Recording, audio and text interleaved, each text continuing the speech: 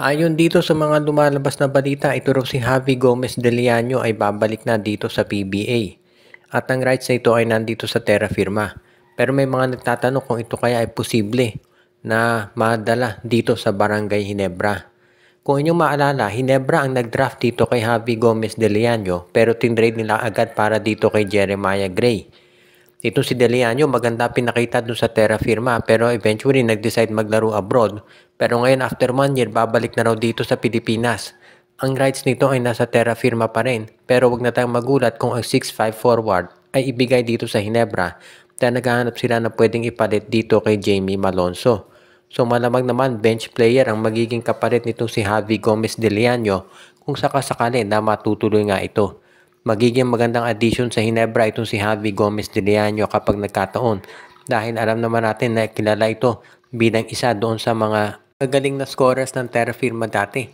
Kung inyong maaalala itong si Javi Gomez de Leano, siya yung kasama ni Stephen Holt at ni Isaac Go na tumulong sa Terra Firma dito na makapasok sa quarterfinals kontra SMB. Nandun din si Wamit Yongson. Kaya sa ngayon, pwede nating makita talaga na baka ito nga ang mangyari. At itong si Javi Gomez de Leano, iyan yung magiging bagong sabihin na nating perimeter scorer ng Barangay Hinebra katulad ni Jamie Malonzo. Ang magiging tanong na lang paano maaayos yung kontrata nito. Kasi sa tingin ko hindi naman kayang i-afford ng Terra Firma yung magiging salary ni De Leano. So malamang ito ibalik na talaga dito sa team na nag-draft sa kanya, ang Barangay Hinebra. Wala namang magugulat kung mangyayari talaga yan. Dahil mukhang ito talaga ang hinahanap ngayon nitong Barangay Hinebra, yung tipong ganyang klase ng mga players na talagang makikinabang silang mabuti at magkakaroon ng mas magandang lineup. Napag-uusapan itong mga lineup na pwedeng pagandahin ayon dito sa mga lumalabas na mga artikulo dito sa Spin PH. Baka nga daw itong si Shawnee Winston mawala din dito sa Converge Fiber Xers dahil hindi sila magkasundo sa kontrata. Abay pag nagkataon at tandaan ninyo ito si Jordan Heading wala na sa Converge at ito si Mikey Williams hindi nila makuha, hindi makapag-agreement sa contract. Ngayon naman baka daw ito si Shawnee Winston ganun din.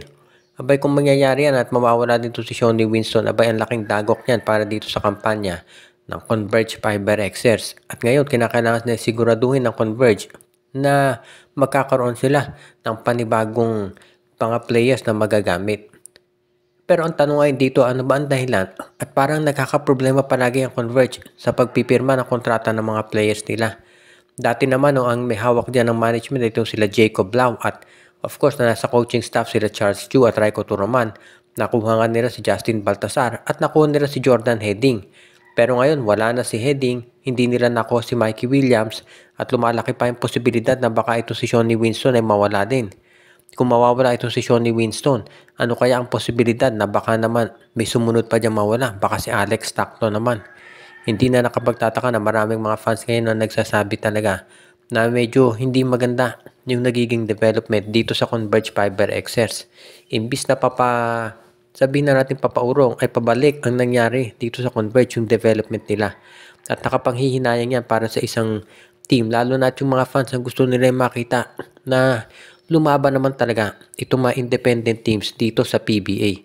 Kaya yan talaga ang medyo unfortunate para dito sa Converge Fiber Xers ngayon. Kaya magiging aabangan na lang natin kung matutuloy ba talaga yung pagbabago dito sa roster nila o kung sakasakali na hindi na talaga.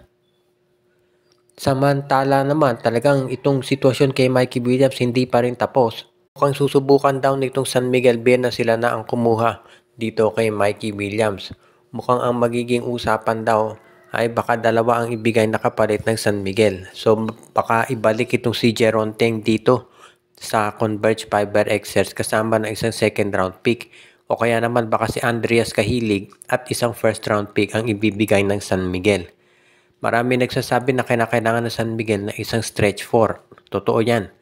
Pero kinakailangan din nila ng isang player na magbibigay nung tinatawag na lakas dito sa kanilang backcourt dahil nga mahina sa depensa yung iba nilang guards. Kapag nakuha nila ito si Mikey Williams, hindi lang yan malakas sa depensa. Kilala natin niya kung gaano kalakas sumiscore. Kaya hindi na ako magtataka kung sakasakali talaga na ma-approve nga yung pagkakuha dito kay Mikey Williams. Kung si Andreas Kahilig naman ang magiging kapalit at first round draft pick, sa tingin ko papayag na itong Converge Fiber Xers. Nandito na tayo sa punto na sa tingin ko ang Converge, kahit sino na itatanggapin nila makuha lamang ng kapalit para kay Mikey Williams. Yes, madulugi sila dahil nga si Jordan Heading ang pinakawalan. Pero dapat tanggapin na ng Converge na ganyan talaga nangyari. Hindi nila napapirma ng kontrata itong si Mikey Williams at ngayon ay naghahanap sila ng ibang player na pwedeng idagdag doon sa kanilang roster. Ang problema talaga sa Converge mukhang management, pero sa San Miguel hindi mo na yan kinakailangan pang intindihin. Ang importante sa San Miguel ay magkaroon sila ng opsyon para maging mas malakas itong kanilang lineup. Kaya nga ngayon, kung makukuha nila si Mikey Williams, iyan yung talagang magiging sabihin na natin na magiging dagdag dito sa kanilang roster para masiguro na mapapanatili nila yung kanilang magandang performance at hindi sila magkakaroon ng problema pagdating dito sa pagpatindi ng kanilang lineup sa ngayon. At ang huli nating balita sa ngayon ay mukhang ito raw, Rain or Shine Elasto Painters ay patuloy yung nababanggit nating build up. Pinakawalan na nila ang veterano si Mark Borboran, pati na yung dati nilang second round pick na si Francis Escandor. So ibig sabihin, lumuwag na yung roster nila. Tandaan natin, kasa-sign up lamang nitong Converge dito sa veterano si Stanley Pringle. Kaya naman magiging isang slot pa ang open para sa kanila. Hindi pa rin natin alam ilan magkakaroon ng pagbabalik itong si Bob Belga. Plus meron pang dalawang first round picks itong Rain or Shine Elasto Painters. Kaya mukhang magiging matindi yung pagbabago dito sa lineup ni Coach Yeng Giao. Nabanggit na natin sa mga nakaraang video na itong ROS ay maganda pinakita dito sa nakaraang season ng PBA. Kaya hindi na nakagugulat na sa ngayon ang gusto naman nila ay makapasok na dito sa finals. At kung makakakuha sila ng mahusay na mga rookies dito sa draft, hindi malayong mangyari yan. Dahil sa ngayon, itong lineup talaga ng Rain or Shine Elasto Painters ay maituturing natin na isa sa pinakamahusay dito sa PBA. Kaya hindi na ako magtataka talaga kung maging mas maganda ang kalalabasan nito para sa kanila. At huwag na rin tayong magulat kung sakasakali na makapasok sa finals itong Rain or Shine. Dahil syempre, alam nating lahat na itong Rain or Shine na isa dito sa mga top independent team sa PBA at siguradong gagawa yan ng paraan para masiguro na hindi na sila magkakaroon ng problema pagdating dito sa pakikipagharap sa TNT at sa iba pang mga players o ibang teams sa PBA. Nakasaralay lahat dito sa pagpili nila tinatawag na mga magagaling na rookies, pero alam naman natin maganda track record talaga dyan ni Coach Yeng Giao. Kaya hindi naman siguro magiging sabihin natin problema ito. Kaya abangan natin kung anong gagawin pagbabago nitong Rain or Shine Elasto Painters sa darating na season ngayon dito sa PBA.